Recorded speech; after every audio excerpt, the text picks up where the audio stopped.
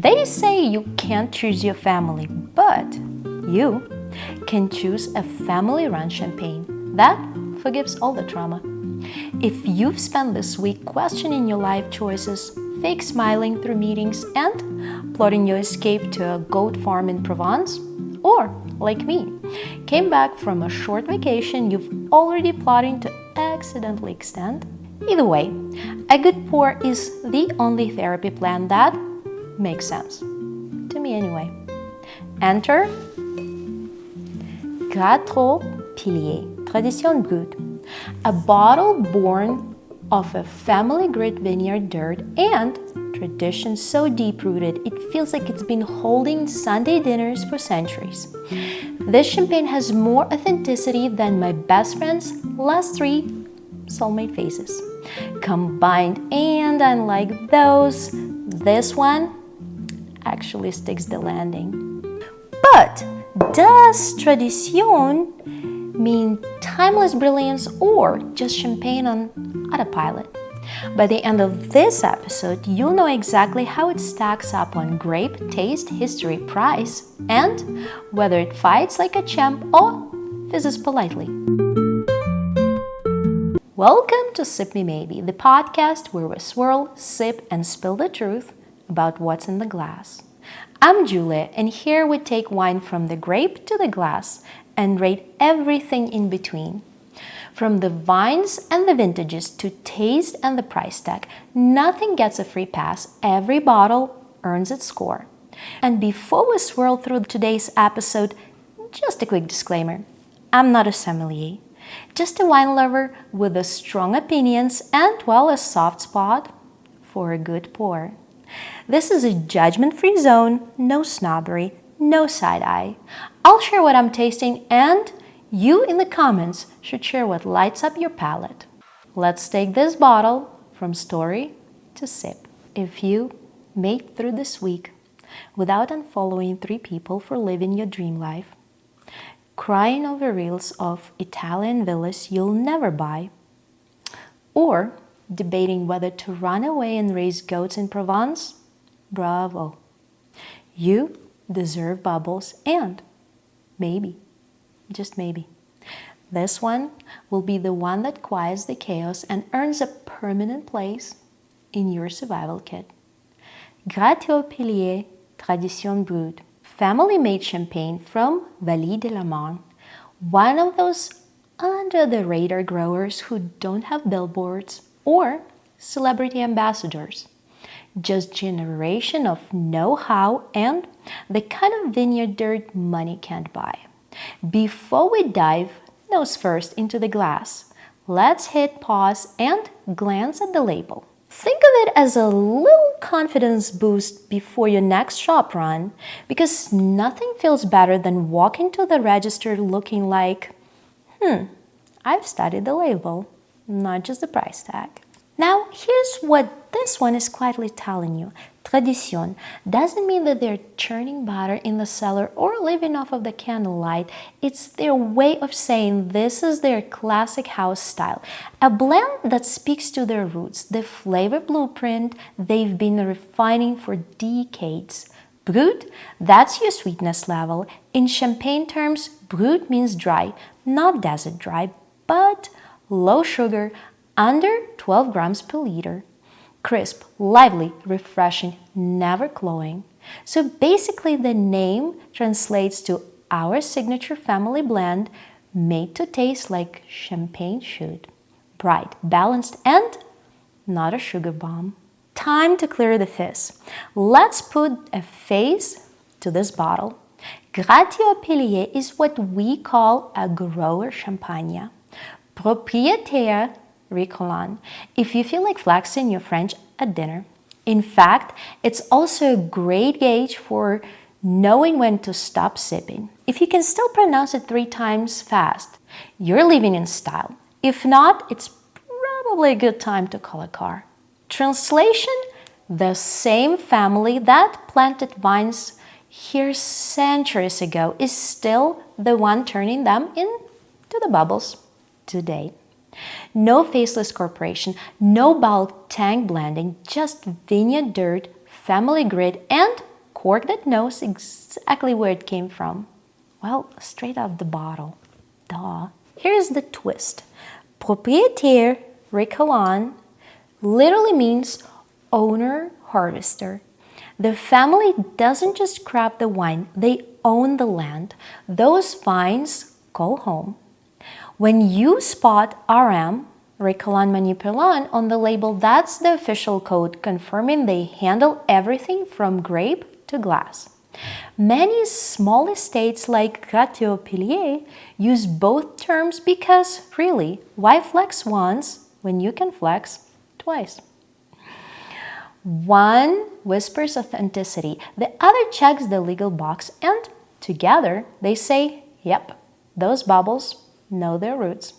The story goes way back to 1657, when Louis Gratot, born in Charly-sur-Marne, first planted vines on those slopes.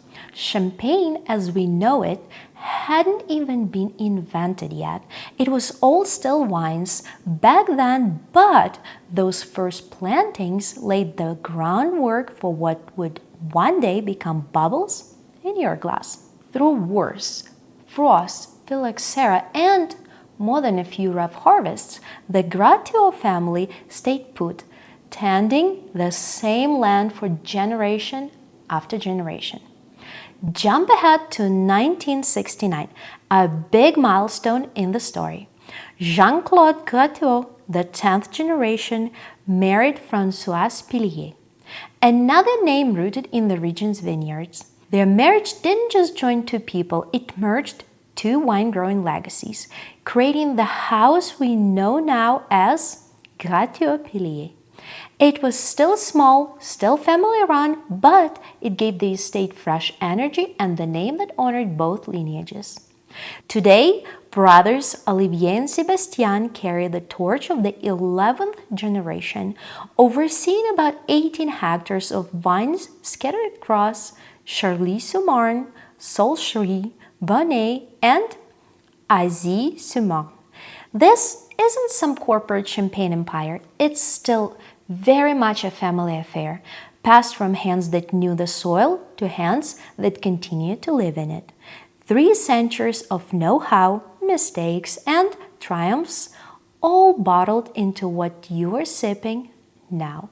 That's the legacy in the name, but history alone doesn't fill the glass. To really understand Gratiot-Pillière, you need to walk the vineyards, feel their soil under your shoes, and see how 11 generations of choices translate into a flavor today.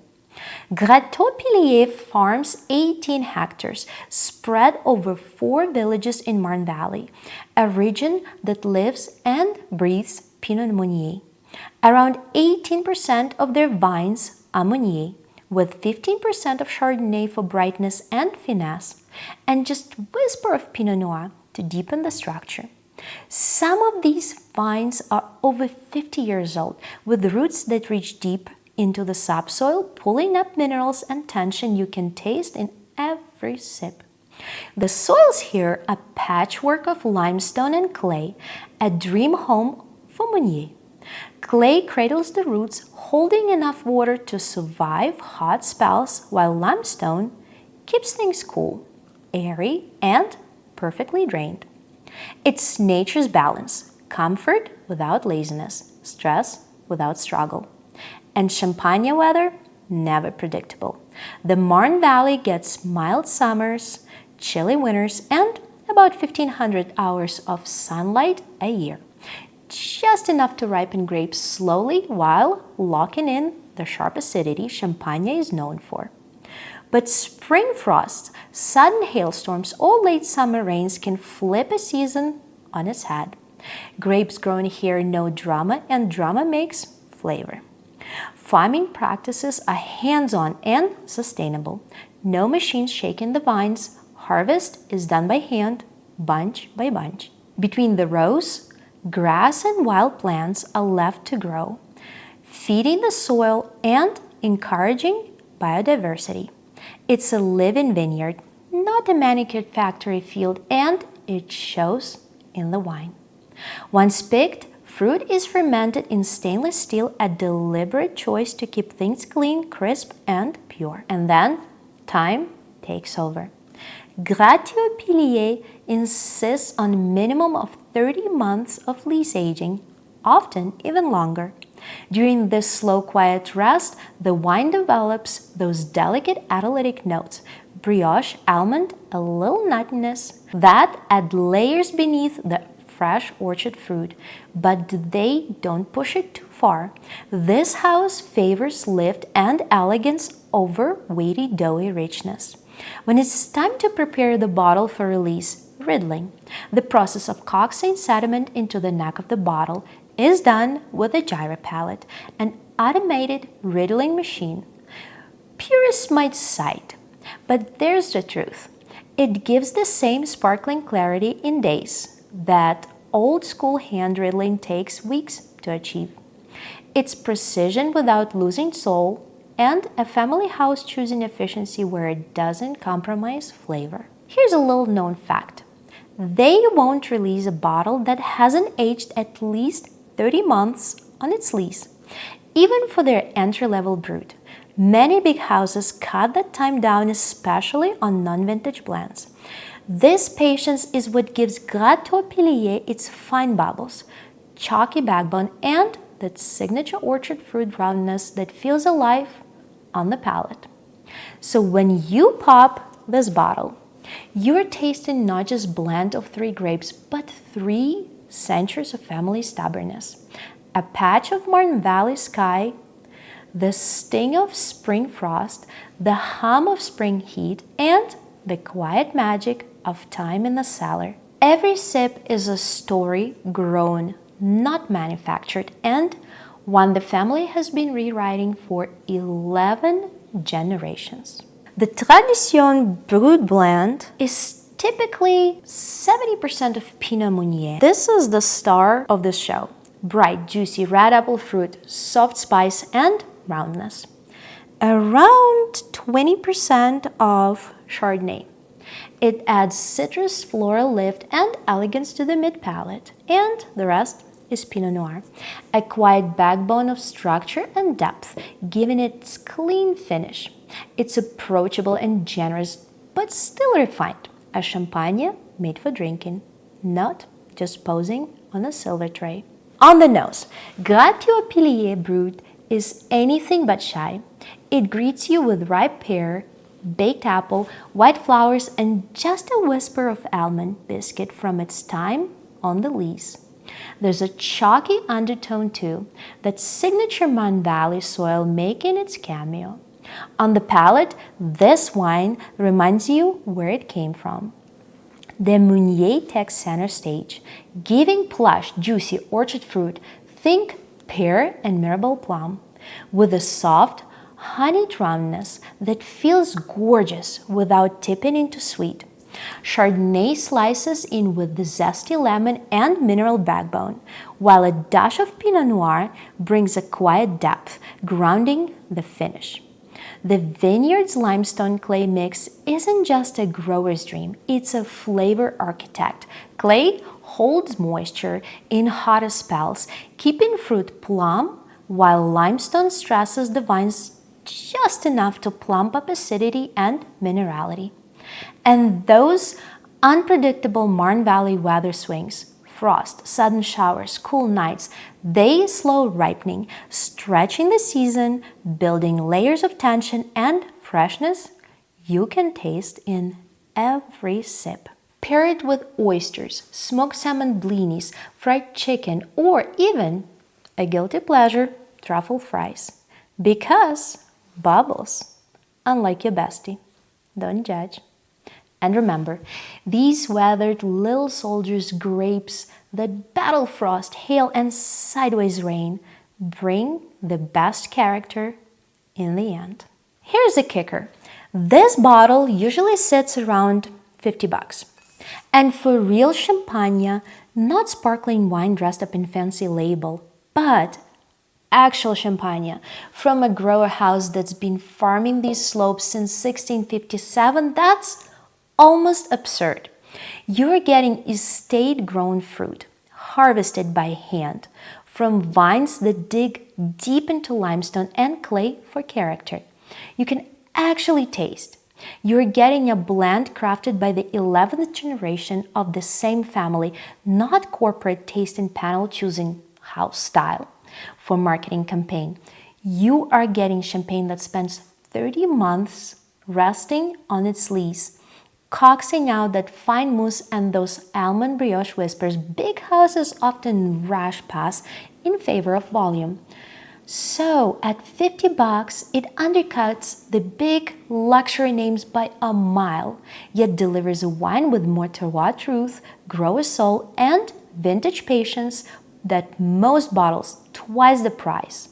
This isn't cheap champagne. This is champagne that makes you wonder why you were paying $80 for something with just a fancier logo. Stack this against big names entry-level brutes like Moët, Veuve Clicquot, or even Taittinger, and you'll feel the difference immediately.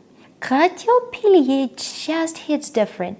It's fruity, a less manicured, maybe, but more life. The Meunier sings orchard fruit and soft honeyed roundness. The mousse feels like it came from a vineyard, not a corporate tasting panel in a glass tower. Put it side by side with another respected grower champagne, say Pierre Gimonnet, and you get that same honesty, that small batch vibe where every bubble tells you which hillside it came from. If Moët is the champagne float on the yacht, all crisp linen shirts and curated playlist, then Gratiot-Pillière is the flute clinked on a Paris rooftop terrace at golden hour. Shoes kicked off, stories spilling faster than the pour. Same sparkle, but infinitely more soul. Let's give it a final score. Grape Composition, a Meunier-led blend lifted by Chardonnay and just a hint of Pinot Noir. It's thoughtfully put together, showcasing the orchard fruit charm of the Marne Valley. Where it falls short, a touch more Pinot Noir or longer aging could have added extra depth and structure. Tasting profile: fresh pear, baked apple, white florals, almond biscuit. A nose that's lively and inviting. On the palate, it's crisp yet soft, with Meunier juiciness and Chardonnay brightness playing well together. If anything, the finish fades just a little faster than the big-name prestige cuvées. History and legacy: 11 generations, a true grower story since 1657, still family-run and stubbornly authentic. The only reason it's not higher, it doesn't carry the global legend clout for Veuve Clicquot or Bollinger, even though the heritage is just as long-standing. Price versus quality? $50 for a handcrafted estate-grown champagne aged 30 months on its lees? Well, that's rare. This punches well above its tag, delivering real champagne pedigree without the luxury markup. Fights in its weight.